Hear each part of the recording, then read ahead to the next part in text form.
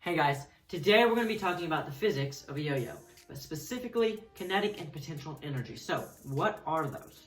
First off, let's talk about potential energy. So, potential energy is the energy of a still object, okay? So, for instance, this ball, it is still and it has the potential to become some other type of energy. So, right now this says potential, but what happens if I throw it?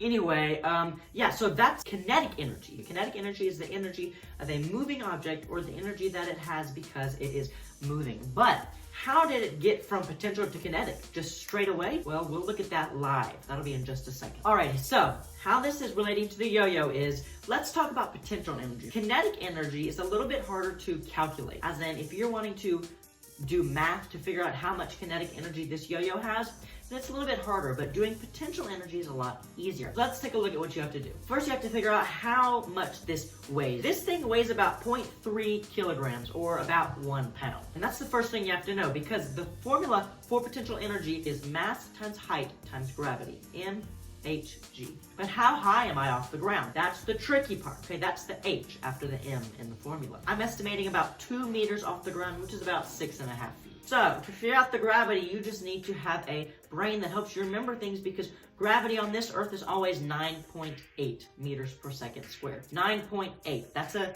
complicated number, but guess what? It's really easy, because if we multiply all three of those together, we get a pretty simple number. If we multiply 0.3, which is how much this weighs, times 2 meters, which is how high it is, times the gravity, which is always what? 9.8. Then we get about 6 joules, okay? And joules, they're not the little things you wear on your neck. Joules are the unit for potential energy. The potential energy of this right now has 6 joules. Now, obviously, it's going to change and fluctuate as I move this up and down because it has different height.